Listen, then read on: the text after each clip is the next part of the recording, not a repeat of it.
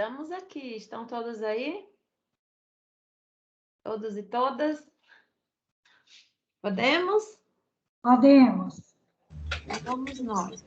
Vocês estão conseguindo visualizar minha tela? Só Não. para saber. Sim. Então, vamos dar continuidade aqui à nossa fala, ao nosso bate-papo. Como eu falei, a intenção aqui não é trazer verdades, nem o conhecimento engessado, mas uma fala mais de reflexão, de orientação. Vou trazer também algumas dicas.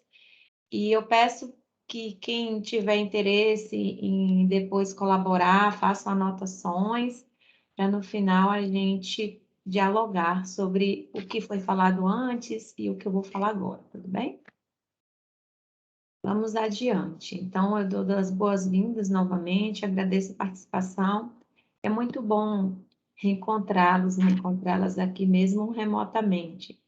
Espero que a gente possa se encontrar em um encontro presencial, né? Que faz tanta diferença e falta na nossa vida.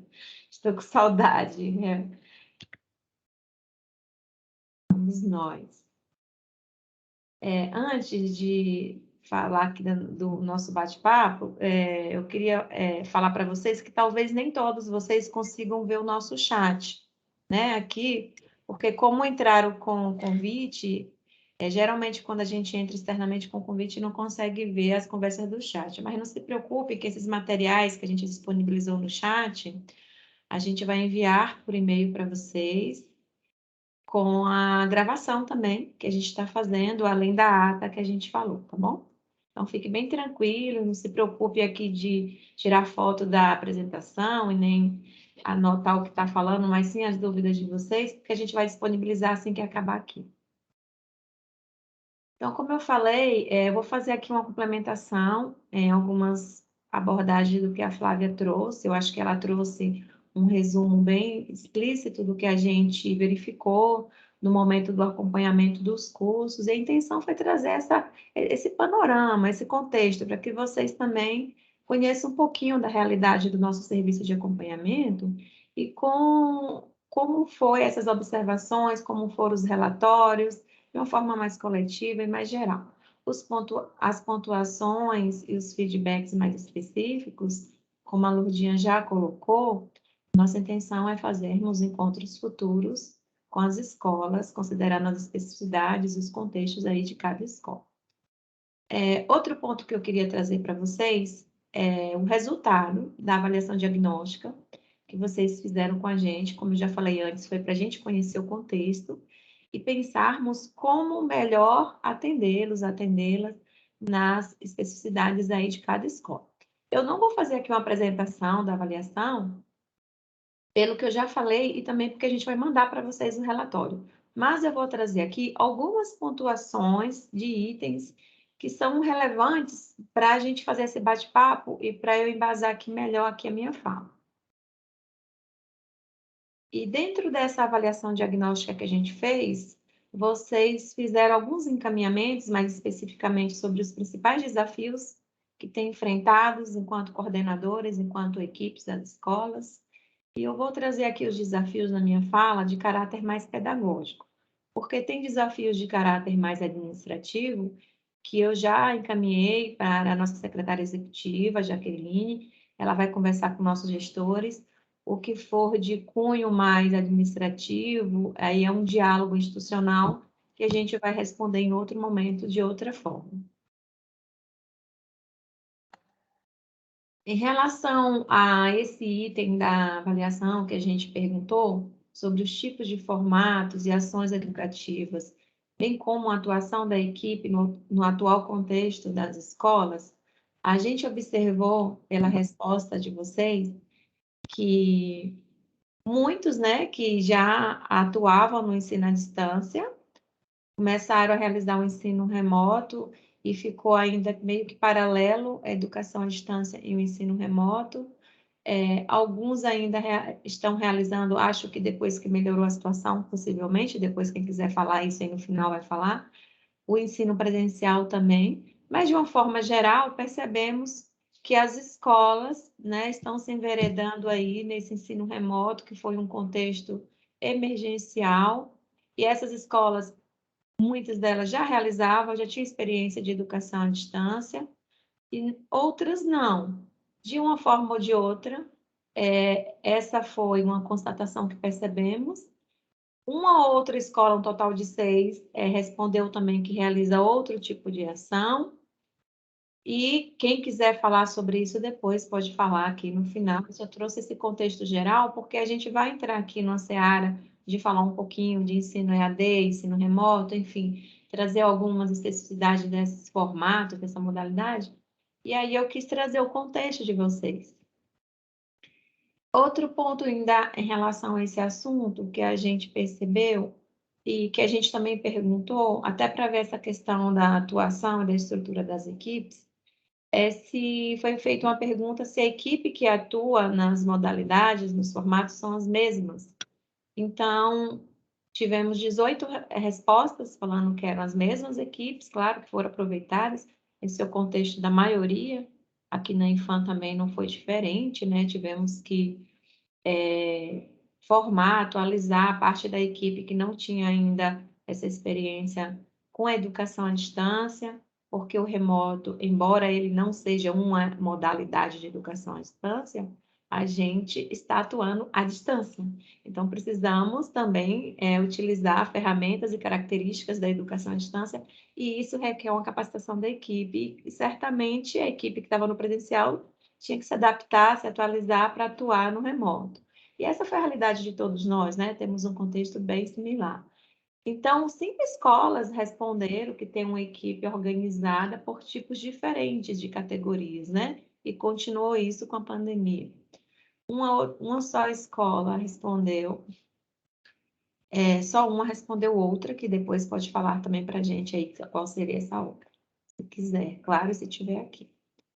Outra pergunta que eu trouxe aqui também para compartilhar com vocês, lembrando que as demais a gente vai mandar um relatório e vocês podem ter um contexto também das colegas, das escolas colegas.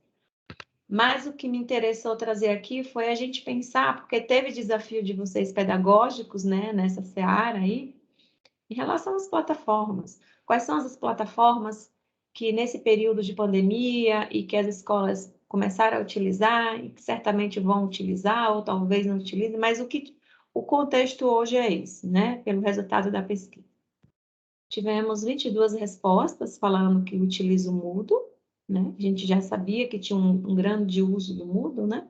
Antes da pandemia, acho que com a pandemia acelerou. Sobre o Teams for Education, nenhuma escola respondeu que usa. O Teams corporativo, 8 escolas responderam. O Google Sala de Aula, 4. O Zoom, 15. Eu até achei que ia ter mais escola respondendo o Zoom, né? Porque teve um boom de uso do Zoom aí no período da pandemia, inclusive a gente também usa. O Meet, 9. E outras ferramentas, 6 escolas responderam. Então, é importante a gente saber quais são as plataformas para a gente entender o contexto. E a gente, como Infam, instituição, quando formos ofertarmos, por exemplo, alguma capacitação para nossa equipe, também pensarmos que parceria podemos fazer com as escolas, quais escolas dominam certas plataformas e já usam, e que pode fazer aproximações e parcerias internamente, porque tinha um desafio que vocês colocaram também em relação à aproximação, e a gente só pode pensar em estratégias conhecendo o contexto, né? Então, essa foi a intenção, porque também teve desafio aí pedagógico em relação ao uso da tecnologia, das plataformas, e eu achei interessante trazer esse item. Não que os outros itens não sejam interessantes, mas não dá para a gente abordar aqui todos, né, nesse período curto de apresentação. Em relação ao último item da nossa avaliação diagnóstica, vocês apresentaram os desafios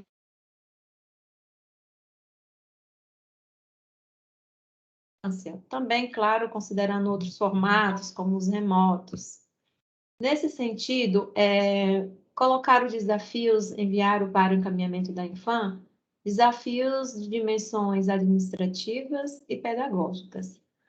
Eu fiz o seguinte, pontuei aqui de uma forma resumida, trazendo a fala de quem respondeu, os desafios colocados como síntese. Porém, a gente não vai ficar aqui falando de todos esses desafios, que não é a proposta, mas coloquei aqui para visualizarem.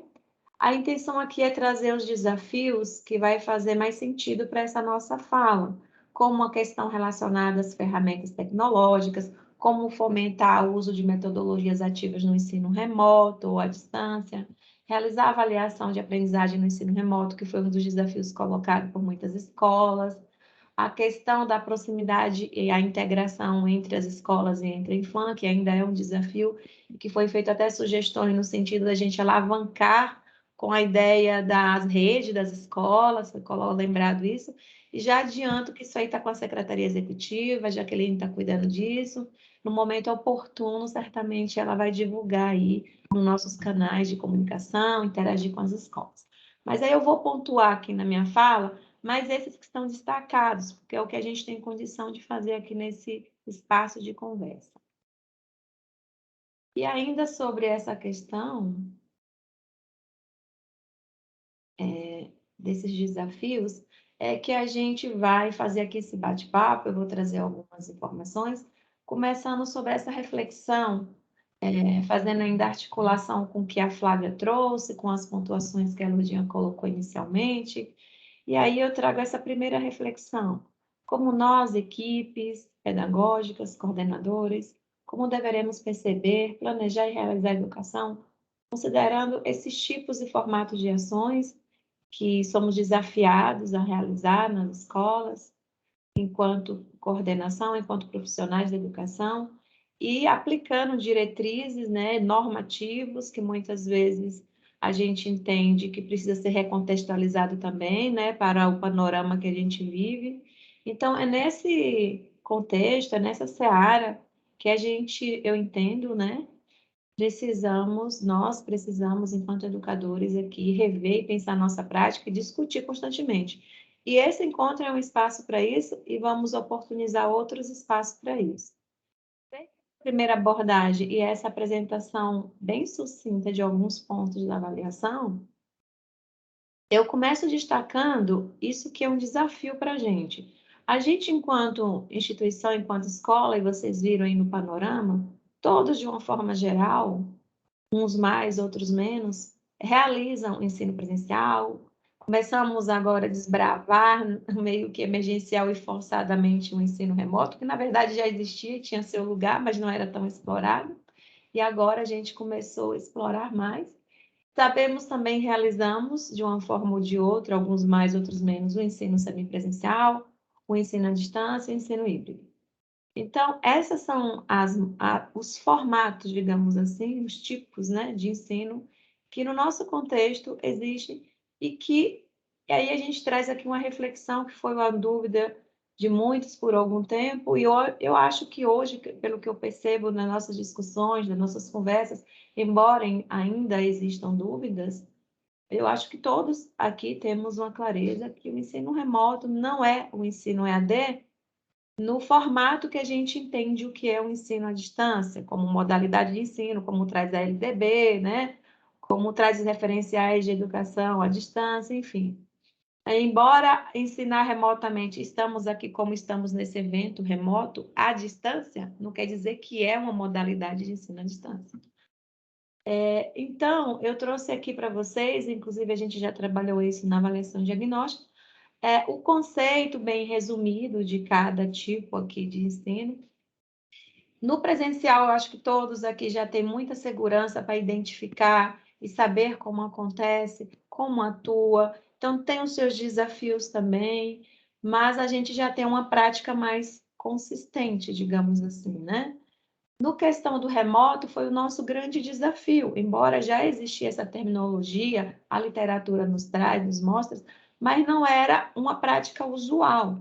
O remoto, no nosso contexto e no contexto de muitas instituições de ensino superior, de ensino fundamental, enfim, em todas as categorias, pelo contexto nacional, mundial que vivemos, surge como algo muito emergencial. Aquilo que fazíamos no presencial, o visual, o estar presente, né? O ensino com hora e tempo marcado, precisamos todos transpor para o virtual. E essa é a característica do remoto, de estar ali, marcar um horário, marcar um tempo, as pessoas estarem de corpo presente virtualmente nos seus espaços diferenciados, né? E ter uma claridade, uma luminosidade, ter atenção com a câmera, né? Quando for apresentar, tem suas especificidades, tem suas características, que não é totalmente do ensino à distância e nem é totalmente do ensino presencial, mas mescla com características, né, de ambas as modalidades aí, presencial à distância, e que a gente foi vencendo alguns desafios, encontrando ali nosso eixo até para ver o que é que a gente traz da diretriz, até a nomenclatura, que o Eduquinfam nem tinha essa nomenclatura, então tudo que era remoto a gente colocava ou presencial ou à distância, por uma questão de adaptar ali. O nosso sistema hoje já tem essa possibilidade, mas nós da Infam também tivemos muitos desafios, né? De capacitar a equipe, de demorar um pouquinho mais para fazer o acompanhamento. Então, tudo isso foi muito natural e normal para o contexto. E isso tudo caracteriza o que é esse ensino remoto, que hoje a gente está trazendo nova roupagem, melhorando a forma de atuar. O ensino presencial, pela característica da literatura, a gente sabe que é algo que mescla com que começa a EAD e a gente, por uma questão de design instrucional ou educacional, pelo planejamento, a gente ali integra alguns momentos presenciais, nos cursos superiores tem alguns normativos sobre isso. Na nossa realidade, a gente, enquanto instituição, de acordo com a realidade, traz um desenho aí próprio, né, considerando as diretrizes da Infam. E o ensino híbrido também tem suas especificidades, tem na literatura, né? É você considerar ali momentos que o aluno tem autonomia e que existe a mediação do conteúdo com o professor, mas ele pode acontecer em diferentes momentos, em diferentes espaços, tem as diferenças também. Então, é interessante e importante a gente, como profissionais aqui da educação, como equipes técnicas que orientam, tutores, docentes, também damos assessoria para os nossos gestores, temos clareza, né, dessas especificidades aí, das semelhanças, das diferenças, para quando a gente planejar, a gente saber receber um projeto, até categorizar melhor, né, considerando o nosso contexto. E a modalidade à distância tem a sua história, tem a sua teoria, tem vários teóricos que falam, tem a forma da gente proporcionar essa interação e essa mediação do conteúdo com o aluno, que de uma forma geral surge de uma forma assíncrona. Hoje a gente integra na educação à distância momentos síncronos, com a pandemia muitos cursos planejados, estruturados à distância, ganhou aí essa inserção, essa adesão de momentos mais síncronos, que traz uma conexão, interação, uma motivação até melhor, né, para o aluno, pela caracterização do que é esse estar junto virtualmente, essa conexão que cria. Então, eu considero que a educação à distância está tendo, inclusive, uma repaginada aí, nesse sentido, com as novas tecnologias que a gente tem. Então, ensinar e aprender à distância, como a gente aqui está falando, eu sei que muitas escolas sabem muito disso, já vem aplicando, outras ainda estão engateando, mas aqui é uma fala meio que de reflexão e de orientação geral. Nós, enquanto equipes, precisamos integrar, articular, mobilizar diferentes recursos hoje, seja no ensino presencial, que quem já voltou tem aí o desafio agora de estar mesclando, de estar fazendo algo diferenciado, que não vai ser nunca como era antes, né? Seja no ensino remoto, que a gente ainda está continuando, pelo menos aqui na Infam, em muitas escolas. Enfim, seja qual for o tipo, modalidade, a gente precisa desenvolver competências enquanto profissionais para atuar nessa seara de mudanças de contexto, né? De desafios, né, de saber usar, conhecer e usar as ferramentas. É importante, sim, a gente conhecer até para saber o que usar, o que aplicar dentro da nossa realidade, dentro do nosso contexto. E aí essas competências, principalmente em relação ao uso das ferramentas digitais, surge hoje como uma necessidade aí geral de todos nós. E é nesse sentido que a gente pode, nos nossos encontros futuros, né, pensar o que cada escola já tem de experiência, não só em FAM, né, ficar fazendo encontros e trazendo, mas as escolas também, pelos cursos de coordenação que eu sempre participei, eu vejo que tem escola que tem muita experiência, domina, então a gente pode pensar nisso, né, de como a gente integrar melhor, de como fazer eventos para a gente, jornadas, para a gente estar compartilhando também esse conhecimento de quem já sabe, de quem já tem essa expertise. E aí, é muito importante, quando a gente pensa nessa questão do que é ensinar, do que é aprender, pensar no essencial, coisas que a gente já vem falando em todos os eventos, em cursos de formadores, e que aqui é uma prática reiterativa, né? A gente sempre está refletindo isso e refletindo sempre no nosso contexto, com outros desafios que também temos. A gente precisa, de fato, pensar no nosso público quando a gente planeja um curso, seja ele em qual modalidade for, em qual formato for. E pensar no público não é só a gente falar, são magistrados, são servidores, são magistrados estaduais ou federais. Implica a gente pensar naquilo que algumas escolas colocaram. Quais são os desafios que esse público tem? De internet, de horário de estudo, de intensificação do trabalho, de problemas reais que eles precisam desenvolver naquele momento. Às vezes a gente tem uma indicação de uma escola ou de um formador para fazer uma ação para um público X, porque aquele formador também ele está dentro de um problema e está indicando aquilo na visão dele do problema, e o nosso gestor também. Mas será que o nosso público está com aquela mesma visão? Não quer dizer que a gente vai dispensar aquilo que o formador está trazendo, mas ir atrás para conhecer melhor se aquilo também é o interesse deste público que está sendo ali projetado. E os objetivos que surgem e são elaborados, como traz a nossa diretriz, normativo, enfim, das necessidades desses públicos, das competências de fato que eles têm que desenvolver, e a gente transforma em objetivos de aprendizagem, objetivos pedagógicos, considerando curto espaço de tempo ou longo espaço de tempo, ou a duração do formato de curso. Se é um curso remoto, rápido, mais imediato, é lógico que não podemos ter vários objetivos. Temos que ter prioridade nos objetivos. Se é um curso EAD mais duradouro, que é uma das características de um curso EAD, a longo prazo, né, para a construção de um conhecimento, alguma ferramenta, aí você vai pensar em competências e objetivos que vão ser mais prioritários para aquilo.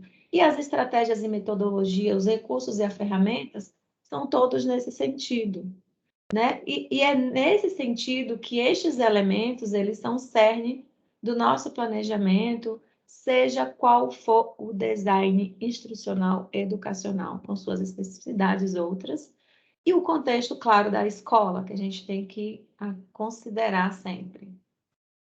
E aí, partindo dessas informações, é que eu trago com muito cuidado, né, e respeitando aqui as especificidades, a realidade de cada escola. Algumas dicas que é com base no nosso contexto, enquanto equipe pedagógica que eu represento enquanto coordenadora, considerando o que eu venho fazendo com os formadores, da formação continuada, remota, distância, presencial, enfim. E também em parceria aí com a Lurdinha, com a Dani, nos cursos EAD, pensarmos, considerando o desafio que vocês colocaram, alguns de vocês, né? Essa questão de fomentar o uso de metodologias ativas no ensino remoto, e também foi colocado no ensino EAD, parte da gente pensar naquelas questões que eu já coloquei, né? Na hora do design instrucional, educacional, da gente prever carga horária. Então, qual a minha dica? Prever uma carga horária junto com os docentes que seja adequada a essas participações que a gente quer, em termos de o que eu quero promover para o aluno de participação para que ele tenha um envolvimento ativo.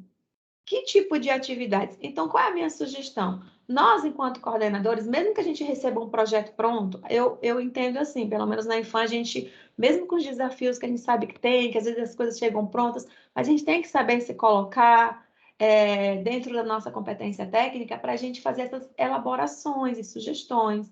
Olha, vamos fazer uma programação na qual a gente viabiliza essas metodologias ativas. De que forma? Colocando momentos síncronos, que a gente sabe que é o que a gente vai dar conta se é um curso que era para ser desenhado presencial, mas também aqueles momentos assíncronos, que é o que a gente fazia no presencial, com atividades práticas, com momentos assim de grupo, e que às vezes no remoto isso fica improducente a gente fazer tudo virtualmente, porque não dá condição da pessoa participar, construindo e trazendo as experiências que eles têm, se colocando, porque a gente pensa no tempo ser curto para a pessoa não ficar com muito tempo em tela, como a gente está fazendo aqui nessa reunião, que fica cansativo, a pessoa toda hora sentada, imagine, é diferente do presencial, que a pessoa levanta, gesticula.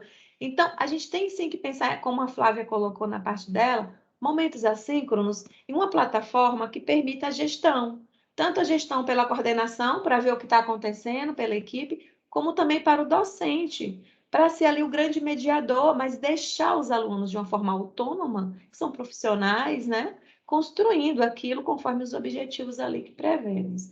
Então, isso requer outra dica. É difícil? Eu passo por isso também. Uma construção, uma conquista construída em cada gestão, a gente constrói tudo de novo, às vezes, né? Porque é questão da gente mostrar a importância disso para a nossa prática educativa, para a nossa gestão da educação com qualidade. Criar rotinas de reunir com o docente, não tem para onde correr, esse é o nosso trabalho, enquanto coordenadores, que temos um papel fundamental de formação, de articulação, de mudanças de práticas. Isso não acontece sem essa interação, sem esse diálogo, sem essa articulação com o formador. Outra parte importante é a gente discutir e apresentar essas estratégias para que realmente aconteça essa metodologia ativa. E para isso, a ambientação, como a Flávia colocou, gente, é um momento muito importante. Veja que aqui o nosso encontro foi curtinho, mas imagina se a gente já começasse sem essa apresentação, né? Mesmo a gente conhecendo vocês, é o momento da gente criar uma conexão. E muitas vezes, o que a gente está adotando aqui com essas atividades, cursos remotos? E a gente adota a plataforma Teams também. Começamos a adotar a plataforma Teams com a licença gratuita. A gente precisa ter uma ambientação não só de apresentação, como a Flávia colocou, que é muito importante também, para criar conexão, formador aluno, aluno, e até suprir aquele desafio da evasão. Isso faz muita diferença. A gente fala isso por experiência própria nos cursos. Mas uma ambientação também digital, porque você está numa ferramenta e o aluno adulto, muitas vezes, ele não quer se colocar assim, que não sabe, né? Então, você está numa plataforma, às vezes a pessoa não está entendendo, é onde acha aqui o botãozinho para participar. Eu já vi isso em várias ações. Gente, onde é que eu vejo colega? Onde é que eu... Então, a ambientação digital que a gente está chamando nos cursos remotos é para apresentar a plataforma. Eu faço isso com a equipe. A gente separa 1 hora antes do curso começar mesmo. Olha, vocês têm o dia 1 e o dia 2, 1 hora de 6 às 19. Pode entrar no... Ah, eu não posso entrar, eu posso assistir o vídeo? Pode, contanto que você assista e depois atue no curso, né? Então, a gente não entra para ficar falando da atividade do curso. A gente também apresenta onde está. Mas a gente apresenta os menus, os botões, a gente ajuda quem não conseguiu entrar. Enfim, é para isso, porque isso você... E a gente cria grupo do WhatsApp também, que dá trabalho, mas a gente precisa disso para criar essa conexão. E o ensino de qualidade é isso. Não adianta a gente pensar, ah, mas o curso é curto, não vai dar tempo. Gente, mas qual a intenção de você fazer o curso de qualquer forma e não cativar aquele aluno, não criar esse vínculo? Isso já motiva, isso aproxima. Como eu já vi um desafio, os alunos continuam não querendo vir para a escola. Se um aluno vai para o seu curso e tem essas estratégias, ele se sente ali acolhido, ele vai fazer a propaganda e aquele profissional que não vinha, talvez comece a pensar, né, para vir para a escola. É uma informação. De uma forma geral, já para eu me sintetizar aqui a minha fala, esse é um exemplo da programação que eu falei para vocês. Depois a gente pode conversar, a gente adota isso aqui na Infam nos cursos remotos. Eu fiz um modelo de projeto com a minha equipe, mesmo a gente recebendo do formador, para que o formador recontextualize seu planejamento. Então, tem várias estratégias, a gente pensar esses instrumentos, isso facilita. Aqui foi um modelo de um curso nesse desenho que eu falei para vocês, e a gente já apresentei isso no momento da inscrição, para que o aluno se comprometa e saiba que ele vai ter momentos online com avaliação. E isso eu já respondo a dúvida e o desafio em relação à avaliação. Quando aquilo que eu falei das estratégias ativas, de criar uma ideia de cronograma, de já colocar no cronograma o que vai ser atividade síncrona e assíncrona para o aluno, você já deixa ali explícito e você divulga para aquele aluno, no guia do aluno, como a Flávia falou, isso que é um guia mais personalizado, é você colocar no guia a programação daquele curso, para o aluno ter uma visão do caminho que ele vai percorrer. Isso é o que a gente pode chamar de personalizado. Então, por exemplo, em termos de estratégias de avaliação, isso depende muito do desenho do curso e dos objetivos. Mas, de uma forma geral, como o desafio que foi colocado era para os cursos remotos, o que a gente adota aqui? É uma dica, não é nada engessado. Tem a opção de você, no curso remoto, conversar com o formador para que ele passe uma pergunta, um questionamento, um caso, para que os alunos observem, façam trabalhos em grupos, e aí o formador que está avaliando ali coletivamente, individualmente, num remoto de pouco tempo, é difícil, e a gente orienta aqui nos nossos cursos que o remoto não ultrapasse 2 horas, isso é desafiador. Ainda estamos construindo essa cultura com os formadores. Ainda temos cursos com mais de 2 horas, temos, mas é uma construção em cada reunião. Então, a gente tem que definir atividades com base nos objetivos de avaliação, como a autoavaliação. Se você tem um curso curto e você coloca uma autoavaliação, claro que a pessoa vai fazer a autoavaliação ali no curso. Você vai dar um tempo, né, para isso. São perguntas sobre em relação ao aprendizado dele, que vai te dar indicativos enquanto coordenação, enquanto docente, se aquele curso foi profícuo ou não. Você pode colocar perguntas que podem sinalizar a continuidade daquilo ou não.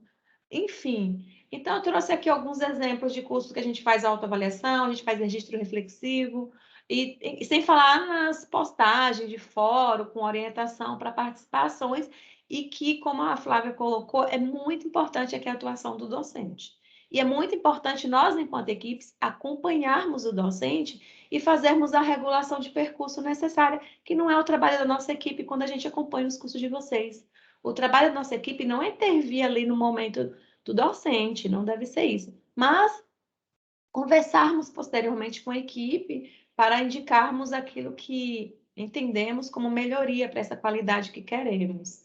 E nesse sentido, todas essas metodologias ativas que vocês estão vendo aqui, a gente pode aplicar em qualquer formato de curso.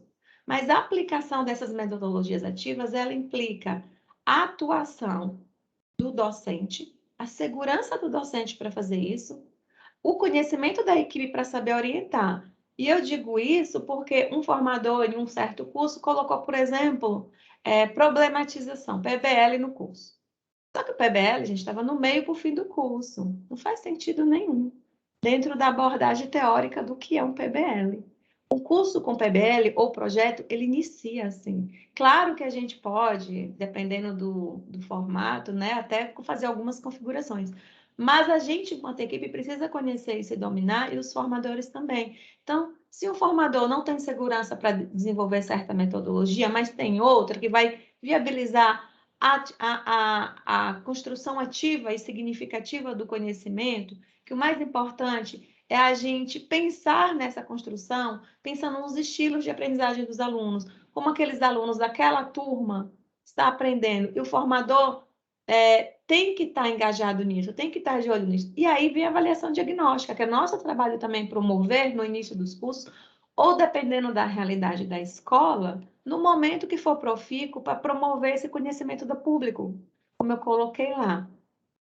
Tem esse material com algumas. A gente tem avaliação diagnóstica e a gente está aplicando, inclusive, nos cursos à distância agora, de uma forma geral, em todos. Está no nosso site, quem quiser entrar lá, tem os instrumentos de avaliação, a gente pode mandar, caso vocês queiram. Eu sei que tem escola que já faz isso muito bem, mas é um momento aqui da gente compartilhar práticas, por isso que eu estou falando, e tudo isso envolve com essa questão de aplicação de metodologias ativas e avaliação.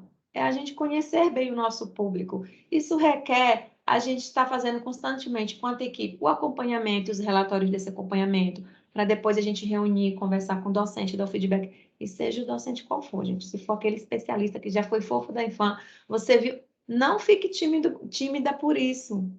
Às vezes a gente fica meio retraído, né? Eu também passo por isso, mas nessa hora eu visto a roupa de técnica e falo, olha, então, nossos alunos estão, né, falando isso, porque o aluno chega para a gente, né? De forma geral é assim. Então, a gente tem que realmente atuar com a nossa função de coordenação, de equipe, e ter uma fala nesse sentido, que eu acho que as coisas fluem bem, e com essa perspectiva da educação de qualidade, daquele nosso formador ser bem avaliado, que é o que a gente quer, né?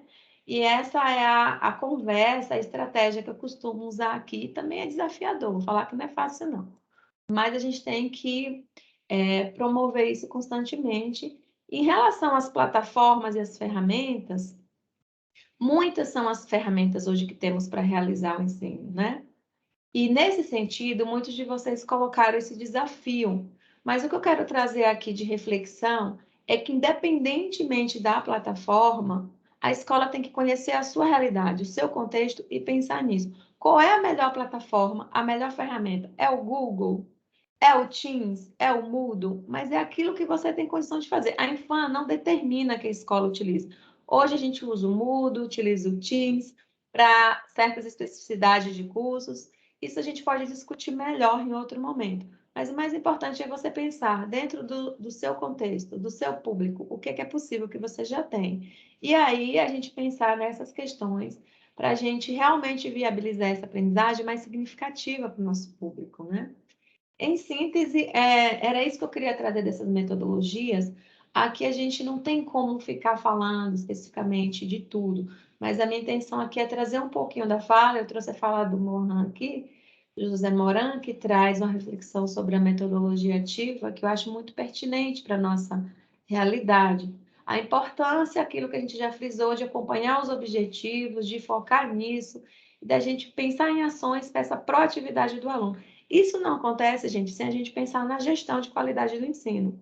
Seja no momento de design, desenvolvimento e acompanhamento e avaliação, é um aspecto muito importante dessa gestão de qualidade. E que nós, enquanto coordenadores, na nossa função e no nosso papel de pensar essa educação, precisamos exercer esse nosso papel formador, de pensar junto com a nossa equipe. E o grande desafio que eu já vi até agora, tanto na minha prática como de muitos que já falaram, é a questão do tempo, do espaço e das condições, das atitudes dos formadores, dos docentes.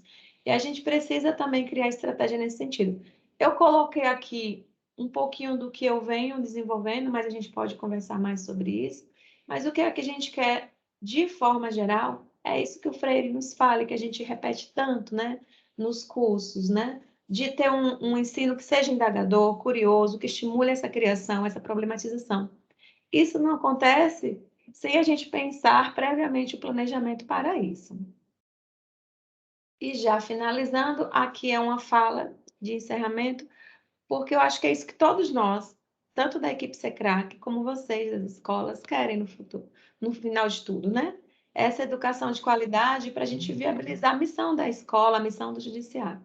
E aí eu já finalizo agradecendo e deixando a fala para vocês. E aproveito para falar que quem tiver interesse ainda de se inscrever no curso de coordenação, é um curso que vocês podem escrever, pessoas da escola ou coordenadores de curso de vocês. E a gente discute algumas dessas questões que foram colocadas aqui, não todas, né? Quem já fez, tá. Agora, gente, deixo a palavra com vocês. Me desculpe aqui que me estendi um pouquinho mais do que eu queria, mas é porque tem algumas pontuações que eu achei interessante a gente falar. Quem quiser pode levantar a mão, a Lurdinha com a Mirelle vai controlando aí, eu vou observando, e a Lurdinha vai direcionar como vai ser as participações, ok, Lurdinha? Muito obrigada. Você está muda, Lurdinha. Obrigada, Marisete. Viram como é bem fácil? Muito tranquilo para todos, né? Os desafios são muitos. Mas nós vamos agora, nós gostaríamos de ouvi-los, né? Nós vamos estar aberto a vocês. Eu vou sugerir, se vocês concordarem, para não ficar muitas questões sem respostas, e nós vamos organizar em grupos de a cada 3 perguntas, eu espero que tenhamos mais do que isso. A cada 3 perguntas, nós responderemos, né, a Marisete e eu, representando a SECRAC, responderemos a vocês, tá bom? E aquelas questões que, por acaso, né, não conseguimos responder nesse momento, nós responderemos depois para vocês ou chamaremos a pessoa em separado para falar sobre ela, tá bom? Então, quem gostaria de perguntar quais são as dúvidas? Não tem, pois não, Deise, pois não. Está sem som. Ok, desculpa, gente.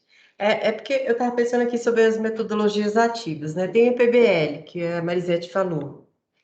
A PBL, eu sei que é uma metodologia que eu vejo que, apesar de ela não é tão usada, e eu acredito que seja porque os professores realmente, os formadores, eles não têm um treinamento sobre isso, sobre essa metodologia. Eu queria saber se a Infam tem algum projeto, pretende assim proporcionar para os formadores, né, esse tipo de treinamento ou de curso mesmo, né? Podemos dizer assim, porque realmente uma metodologia é bem complexa, precisa mesmo que a pessoa faça um curso, um treinamento específico sobre ela.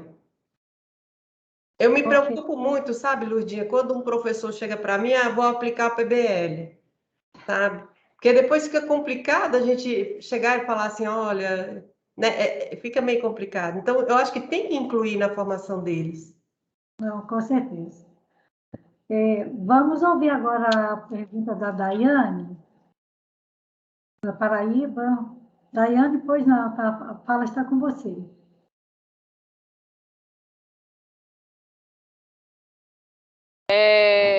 A minha pergunta é bem parecida com o que a Deste fez, né? Mas é no sentido do fofo, né? Porque a gente tem realmente alguns tutores novos e a gente tem sentido essa dificuldade realmente do treinamento, né? Desses tutores, desses docentes e também da coordenação pedagógica em si, né? Porque esse é o meu primeiro ano na ESMA e eu também não tenho o curso ainda de coordenação, né? Então, a pergunta é se vocês têm previsão de ofertar o fofo, né, tanto para a coordenação quanto para tutores e abordando essas questões de metodologia ativa, como a Deste perguntou. E uma outra dúvida é em relação à quantidade de alunos por tutor, né, porque na resolução fala que são 40 alunos por tutor.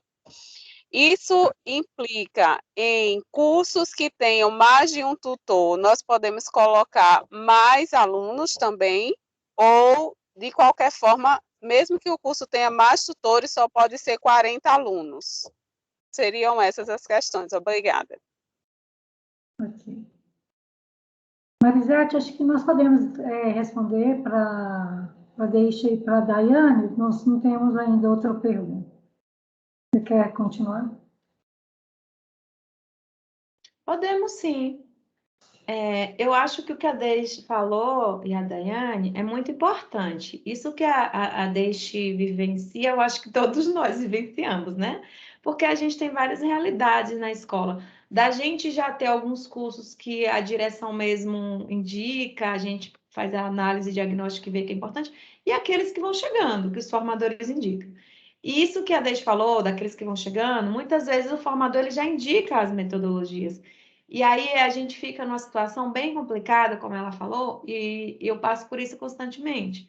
Mas a gente já tem uma combinação na Infam, que é assim, que eu acho que talvez vocês possam também construir assim, para a gente não ficar tão constrangida quando a gente tem que falar, né? Porque a gente tem que falar, não tem por onde correr. Aí como que a gente cria a estratégia? A gente faz uma reunião inicial, geralmente, quando o projeto chega pela nossa secretária executiva, ela já deixa claro que uma equipe vai analisar o projeto, para reconfigurar nos nossos moldes, para fazer assessoria, para fazer o feedback, e vai ter reunião. Aí já fica tranquilo, porque a gente já fica à vontade até para fazer o feedback, né? Já é meio que previamente falado, olha, ok, tranquilo, que bacana seu projeto, mas a gente vai precisar ainda fazer uns burilamentos nele. E muitas vezes a pessoa já está com aquilo muito sólido na cabeça, né? Do que já vai falar. Então é isso que eu falo que a gente tem que ir com uma forma muito respeitosa também, né? Porque foi uma construção da pessoa, né? E aí a gente tem que ter as estratégias de como chegar e como falar, mas tem que falar. Então, primeira coisa é que tem que falar mesmo, e a gente tem que criar essas estratégias. A segunda, concordo com você, Deixa, a gente tem que ter uma formação. A Infam já teve? A gente já teve. Em que sentido? No encontro que a gente fez em 2018, só para o nosso público de EAD, que a gente sempre fazia encontros, oficinas para os nossos formadores, né? Eu com a Dani, com a equipe, era algo que a gente mesmo ia produzindo, porque a gente acompanhava os tutores, a gente ainda acompanha, e a gente faz oficinas específicas. Então, isso não foi ofertado para todo mundo, mas foi dado vaga também para as escolas. Foi uma oficina que a gente fez em 2018, se eu não me engano, acho que foi em 2018, a gente deu a vaga para algumas escolas. Foi bem desafiador, porque a nossa intenção não era aplicar o PBL, mas dar uma oficina com algumas metodologias e já inserir o PBL, porque a gente já achava que o PBL, e achamos, é uma metodologia que a gente poderia potencializar e aproveitar mais, principalmente nos cursos à distância. Então, a gente já queria inserir isso para os nossos tutores. Então, a gente teve participação de algumas escolas, eu me lembro. A gente, talvez alguém aqui tenha participado, não sei, não lembro agora. Mas a gente fez uma oficina explicando toda a metodologia do PBL e fazendo até algumas práticas de aplicação, né? Porque a questão de você criar perguntas, criar o problema, é algo que tem que ser tudo construído. Então, uma oficina não dá conta disso, mas a oficina vai mais no sentido de demonstrar. Respondendo pontualmente a sua pergunta, eu vou levar também para a nossa secretária, para ver se no próximo planejamento talvez a gente inclua, né? Porque, como você falou, para a gente orientar melhor, nós, enquanto equipes, precisamos dessa segurança, e os formadores. Não é uma oficina que vai dar conta disso, mas a formação como Fofo nível 2, já respondendo a Daiane, né? Eu acho que essas metodologias, que são um pouquinho mais complexas, como projeto, PBL, ela precisa, sim, as tecnologias que a gente usa ser realizada como Fofo nível 2, né? Para as equipes e para os formadores. Mas outra estratégia é a gente estudando, criando grupos de estudo, talvez na rede das escolas, né? Desde que a gente discutiu tanto, tem espaço para esses grupos, né? Das metodologias, porque é muito complexo usar o PBL dentro da metodologia sem essa capacitação, sem uma leitura, sem um estudo. Eu ainda estou estudando mais, eu estudando desde 2018 essa questão, requer uma segurança para você fazer e orientar melhor o aluno. Então, é isso. Respondendo a pergunta de vocês, o Fofo, Daiane, a gente deu uma parada no Fofo módulo 1 por duas situações. Primeiro, porque a gente já formou assim, mais de 4.000 docentes pela nossa plataforma Informações que a gente tem, nos moldes que a gente queria, de sensibilização, chamar para atividade docente. E a gente entendeu que nesse momento de pandemia, o que se precisava focar era mais no fofo nível 2, de tecnologias, de aproveitar aqueles formadores que já tinham o fofo nível 1 para trazer essas outras formações, que foi o que a gente investiu mais, de capacitar os servidores e não ficar investindo no fofo módulo 1 da mesma forma que a gente fazia. Não é pegar o que a gente fazia no presencial e trazer para o EAD. Trazer o Mona Lisa para o EAD da forma que ele fazia no presencial não faz nenhum sentido. A sensibilização hoje é outra. Sou formador e agora no ensino tecnológico digital. Então, isso requer da gente, enquanto equipe também, reconsiderar, rever a formação dos nossos formadores, que não tinha formação tecnológica, focar nisso, porque como é que eu vou pegar um formador super bom no fofo presencial e que não tem a formação tecnológica? Como é que ele vai fazer isso? Sendo que a gente já tinha muitos formadores formados no fofo 1. Então, a opção, até por outras prioridades de dar apoio para o magistrado no momento de pandemia, que a escola, eu acho que vocês também, né? Foi a gente focar mais no nível 2. A gente realizou mais cursos de nível 2 internamente e alguns externamente. Agora, com essa nova retomada, eu acredito que a gente possa retomar, porque a gente já tem até um fofo nível 1, que a Eveline refez com outros formadores, para formadores nossos da especialização, porque precisavam ter. Com base nesse projeto piloto, a gente vai aos poucos, com calma, porque a intenção não é ficar fazendo um monte de fofo nível 1 para falar que a gente está fazendo, né? É a gente capacitar melhor os nossos formadores na tecnologia digital, que é o grande boom, para eles fazerem bem o que eles já sabem, falar de educação, de processo educativo. Então, tem uma perspectiva, Daiane, da gente inserir no nosso novo projeto. A gente só está fazendo um foco, que é esse da especialização, que está mais interno, que a gente deu até vaga para algumas escolas do que estava sobrando. Eu respondi, gente? Tem alguma dúvida aí? Da quantidade de tutores. A quantidade. A quantidade é uma questão normativa. A gente determinou 40, até por um pedido das escolas, porque inicialmente a intenção da Infam era até menos, mas por uma questão financeira, né, de não, enfim, várias outras, a gente estipulou como 40, e é por turma. Não é por tutor só, é por turma. Claro, por que por turma? Porque a gente entende que uma turma é um tutor. Se coloca um curso 80 pessoas, entende-se que são duas turmas, né? Hoje, normativamente, é isso. Nos fofos, ontem foi engraçado que teve uma pergunta dessa, né, Lourdinha? E a pessoa nos pediu para fazer uma alteração na normativa, colocando critérios objetivos, quando a turma não puder ser 40, em que momento que pode ser menos de 40, porque é sempre uma decisão discricionária, é porque a gente deixa que cada escola, né, decida isso, e como a gente também, né? Em relação aos nossos cursos, tem alguns momentos que são menos de 40. Isso fica um curso mais caro? Fica. Mas aí depende muito da expertise do tutor, da situação da turma, do projeto, e a gente deixa mesmo quando for menos para as escolas decidirem, mas por enquanto, normativamente é por turma. Vamos ouvir. Só uma dúvida ainda. Em relação à atuação enquanto coordenação pedagógica, né?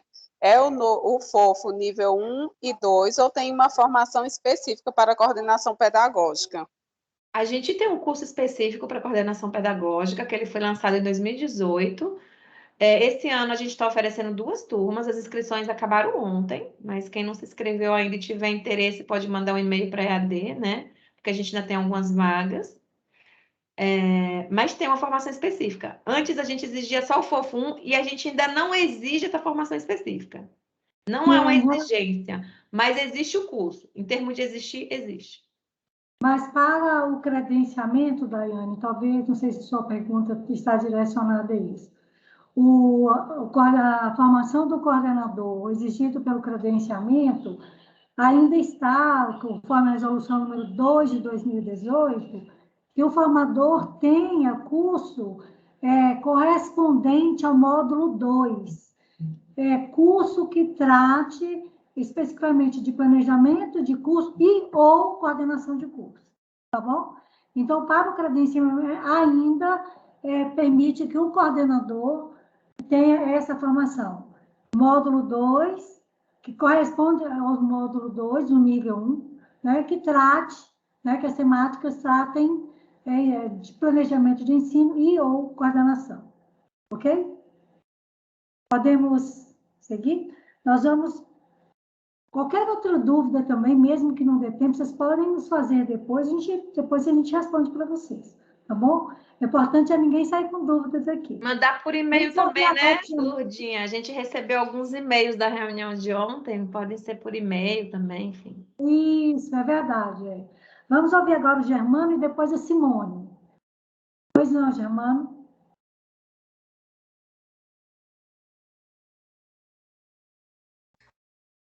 Antes de mais nada, eu quero parabenizar todas vocês que organizaram esse encontro, extremamente produtivo. A exposição foi profunda, analisando inclusive os relatórios que nós encaminhamos, sugestões belíssimas para a gente melhorar cada vez mais esse nosso ensino à distância. Na realidade, me permitam, minha exposição ela é mais de propositura do que propriamente de perguntas. Até porque Daiane foi nossa companheira de equipe da gerência, ela foi muito feliz nas colocações, exatamente porque nós temos, desde que começamos a atuar na ESMA-PB, pela nossa origem, a gente tem abordado, levantado algumas questões de ordem, especialmente com relação ao ensino à distância. Seria interessante, eu sou de origem de universidade pública, porque eu sou da Universidade Estadual da Paraíba, a minha área é educação jurídica, e estou gerente, a convite do atual diretor da escola, que é colega nosso, inclusive, também na Universidade Estadual da Paraíba. De certa forma, me surpreendeu alguns aspectos que a gente dispensa os comentários aqui, mas é preciso encarar, e eu acho que a Infam tem esse papel de provocação, de sugerir, no sentido da gente entender que mesmo fazendo, como eu fiz recentemente, o curso de tutor, e fiquei muito feliz, inclusive, porque fui incluído no cadastro, né, de formadores, formação de formadores, eu sinto uma limitação extrema dos nossos tutores, sejam magistrados ou até servidores, porque não adianta apenas ensinar as técnicas de utilização do AVA, do Moodle, enfim. É preciso, como nós constatamos, e inclusive nós tomamos a iniciativa de realizar um encontro que a gente também denominou de Jornada Pedagógica 1, com professores CPM, o que vamos fazer novamente agora nesse início de segundo semestre, porque, na realidade, sem dúvida, vocês concordam que todos ficamos, a partir do mês de março do ano passado, no desespero absoluto com relação de que forma vamos aplicar nossas aulas. E as universidades públicas, especialmente, me permitam, a nossa aqui da Paraíba, a estadual, ela tomou iniciativa muito cedo de buscar as alternativas para a gente poder retomar o contato com os nossos alunos. Para isso, foi preciso, pelo menos durante 3 meses, se fazer todo um trabalho, chamando aqueles que não tinham ainda experiência no uso das plataformas, dos aplicativos, para entender o que era esse ensino remoto. Nós procuramos fazer a mesma coisa quando assumimos a gerência acadêmica aqui da ESMA, com o apoio de Daiane, e nós sentimos essa deficiência. Por quê? Porque na exposição que vocês fizeram há poucos instantes, vocês destacam as alternativas de uso dos aplicativos, sejam da Microsoft, seja Zoom, seja Google Meet, enfim. Então, foi isso exatamente que nós procuramos levar para esses colegas. Mas eu acredito, né, que a Infam, tomando a iniciativa de estimular as nossas escolas estaduais em trazer noções básicas de pedagogia para os nossos magistrados e servidores que vão atuar como tutores, não só apenas a técnica de utilização da plataforma e como deve se portar um tutor, que, aliás, o curso foi espetacular, eu parabenizo também a vocês da Infam pelo curso.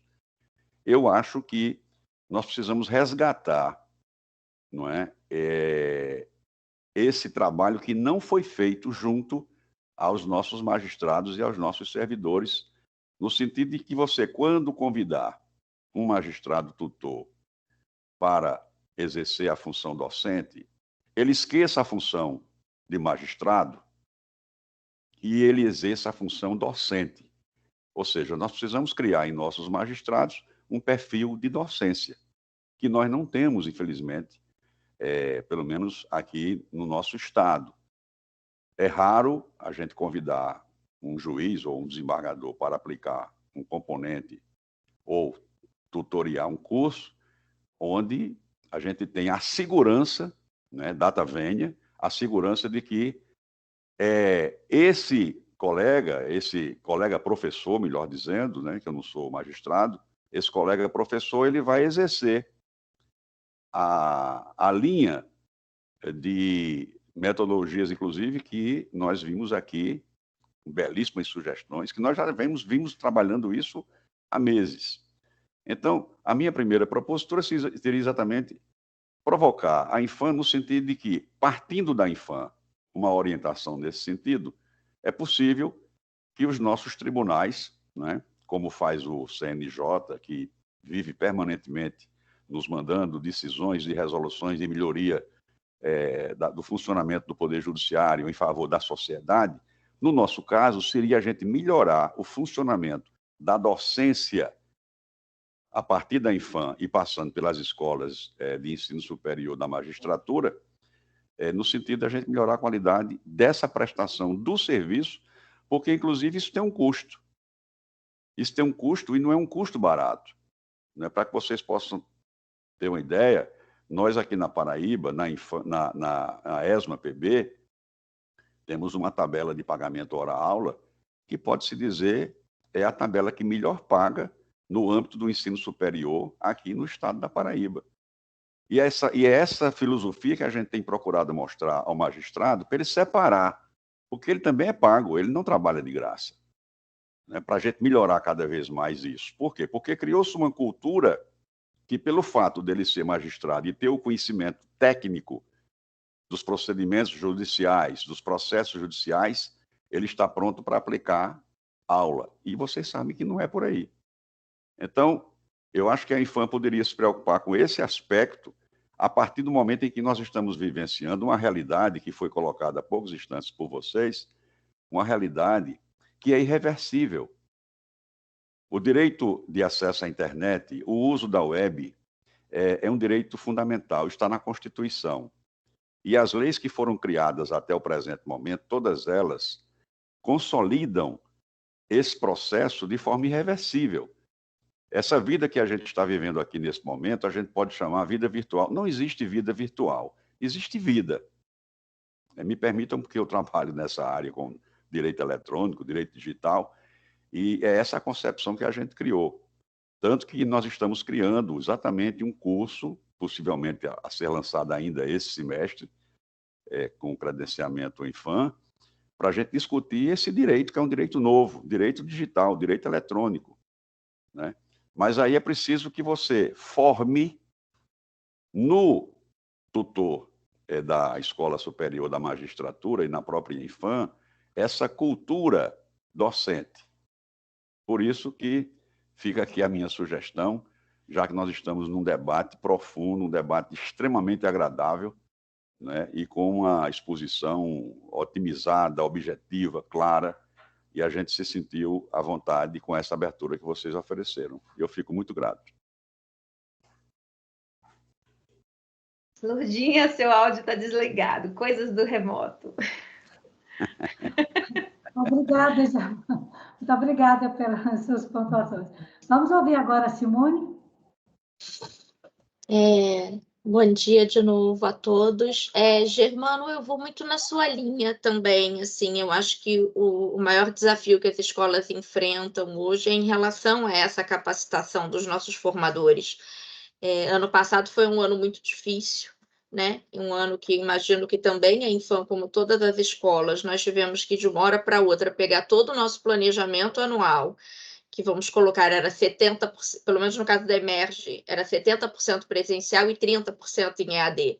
e transformar em 100% em EAD. Então, eu tinha os meus formadores presenciais tendo que, de uma hora para outra, se adaptar a isso. Conseguimos fazer, com a ajuda da Infam, formar alguns tutores, né, mais tutores, para tentar suprir essa carência, mas foi um ano difícil para todas as escolas. Então, só esse ano é que a Emerge conseguiu voltar a pensar na sua formação de formadores. E a primeira ação que nós fizemos foi exatamente um FOFO nível 2 de capacitação tecnológica.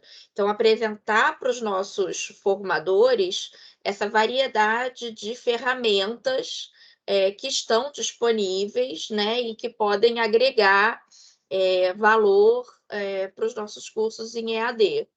E agora a gente está retomando o FOFO 1, né? Depois, aí, esse ano a gente só vai conseguir fazer o nível 1, mas no ano que vem, com essa turma, implementar o 2 e o 3. Então, assim, porque foi um processo de reestruturação que todas as escolas passaram.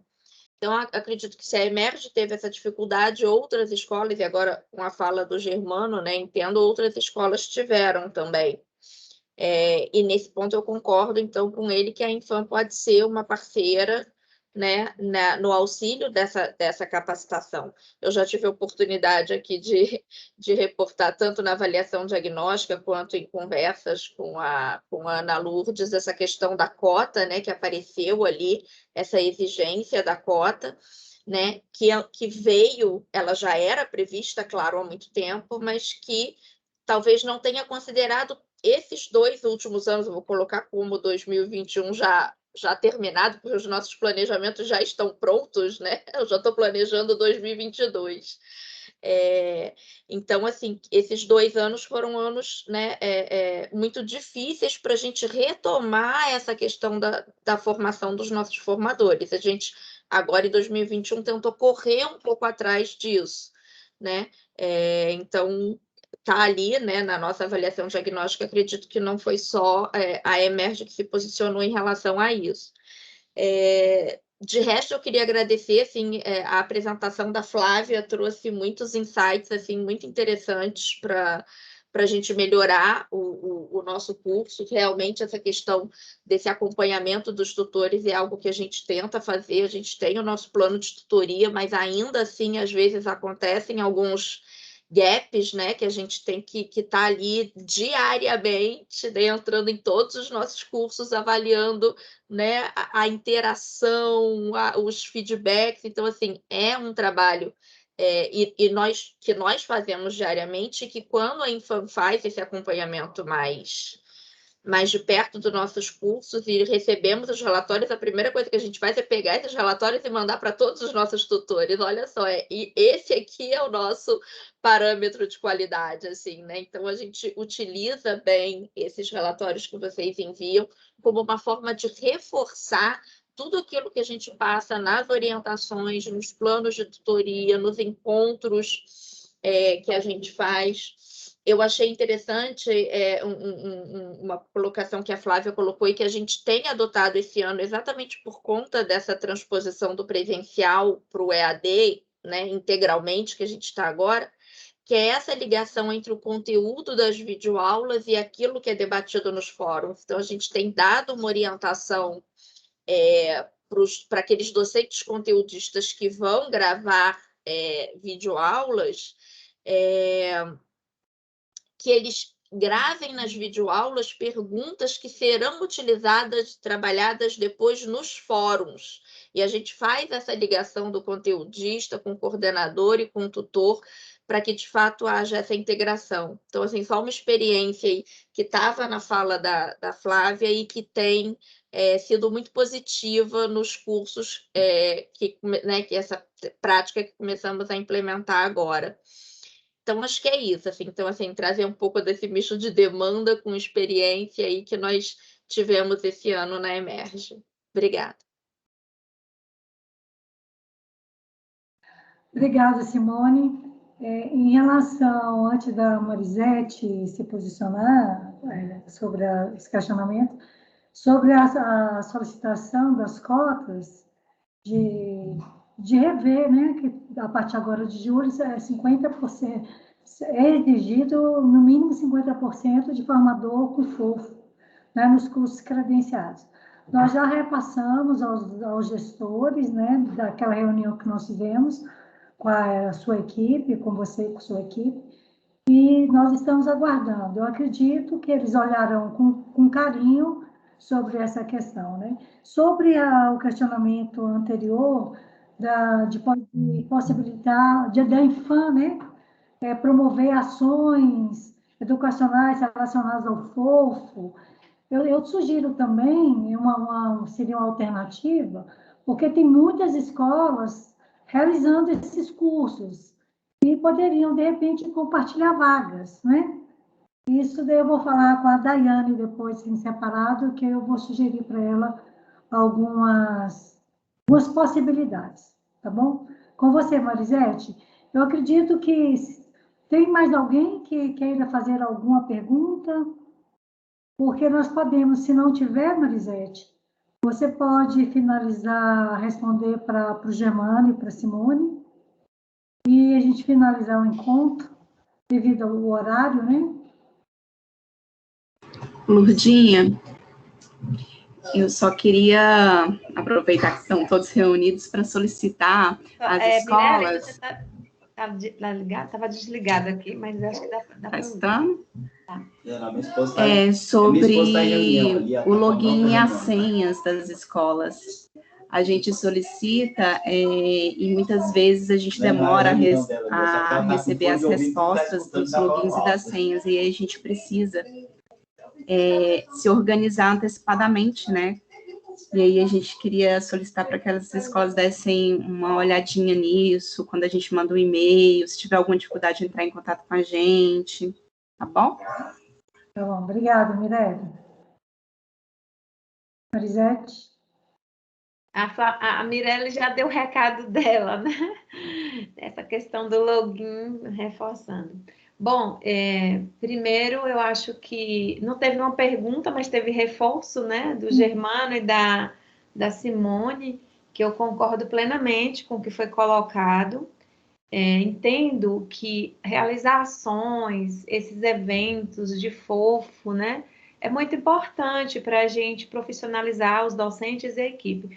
Mas nós, das escolas, da Infam e outras escolas, todas que estão aqui, outras, precisamos criar estratégias de acompanhamento e de criar essa cultura de profissionalização que foi colocada aí pelo Germano, muito importante.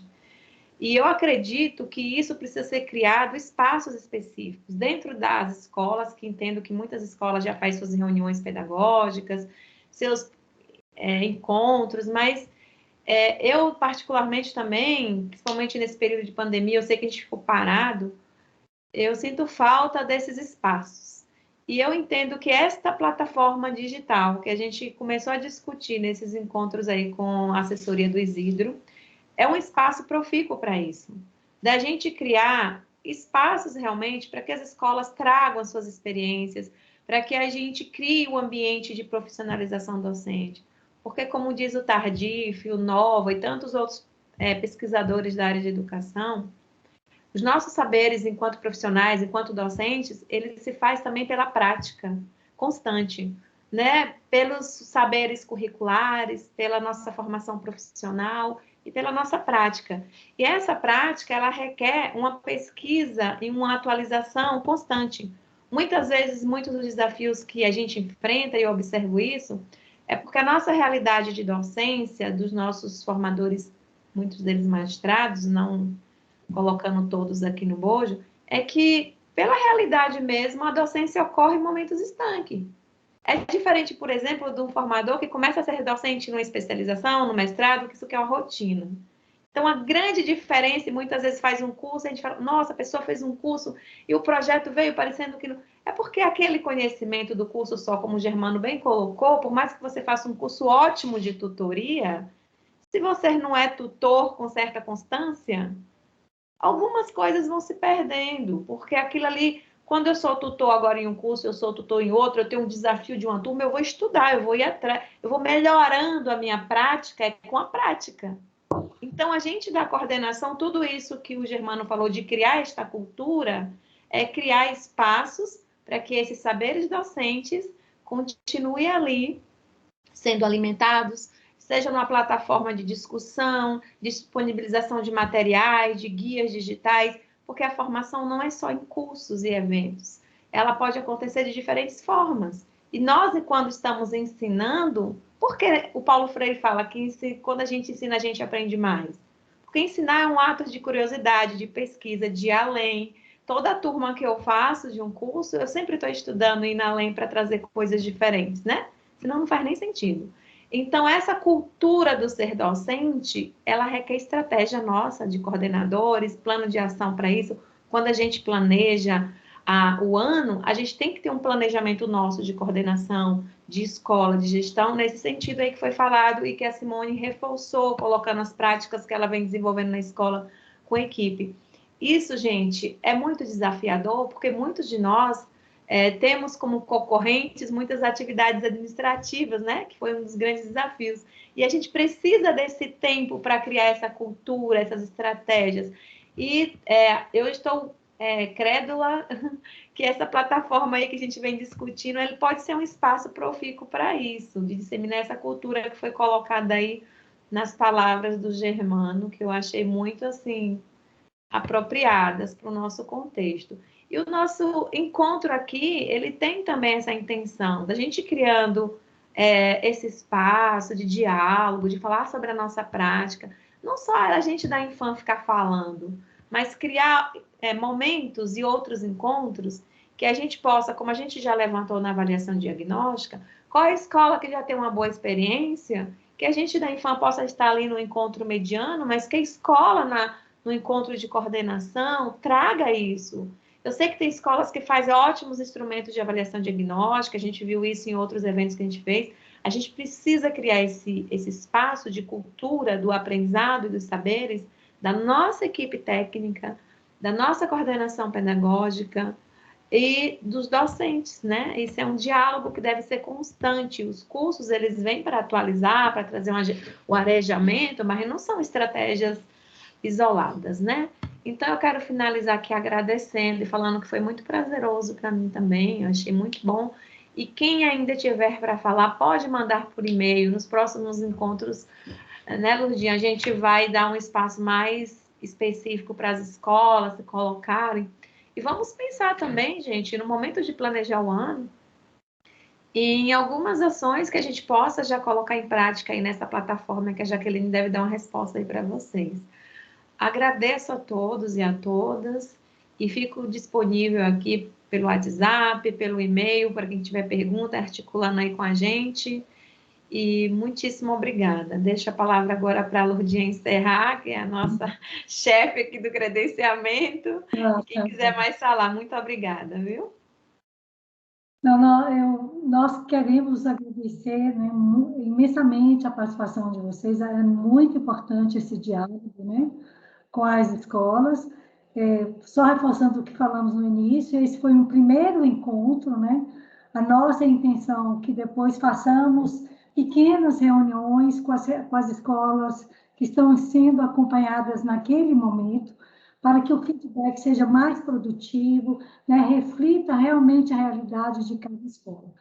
Mas foi muito gratificante, né? Ver a preocupação das escolas em fazer sempre o melhor. Confiamos em vocês, né? Nós admiramos o comprometimento de todas elas. Nós sabemos das dificuldades, né? Colocada pela Deixe no início, às vezes chega um modelo de planejamento, de curso, que não é necessariamente aquele orientado pela Infam, né? A dificuldade que a escola tem em discutir com o formador, nós sabemos disso. Mas, como diz, o trabalho é árduo, mas nós vamos vencer, nós vamos conseguir realizar trabalhos bem interessantes em cada uma das escolas, tá bom? Muito obrigada mesmo pela participação. Qualquer outra dúvida, podem nos encaminhar por e-mail ou pelo WhatsApp, tá bom? Deixa, quer falar mais alguma coisa? Está sem som daí. Eu só queria pedir os slides, né? Para disponibilizar os slides todos, inclusive do início, tá? porque aí eu vou passar para a minha equipe, né, o que foi discutido hoje, aí vai ser um apoio legal. E eu queria agradecer e dizer que eu gostei muito, né, do encontro de hoje, realmente esses encontros são muito profícuos, né, a gente fica cada vez mais alinhado, é uma iniciativa muito legal da Infam mesmo. Agradeço também, claro, o apoio da Lurdinha, que sempre foi incondicional, né? E a Marisete também é super legal com a gente, quando a gente procura ela, e eu acho que a equipe da Infam inteira sempre nos tratam muito bem e sempre estão ali para apoiar a gente, né? Então, a Infam realmente está sendo um suporte muito grande, né, para nós e acredito para todas as escolas, né? Obrigada, gente. Obrigada a vocês. Até o próximo encontro. Obrigada, equipe da SECRAC, a Flávia, a Marisete, todos que participaram. Obrigada. Obrigada, boa tarde.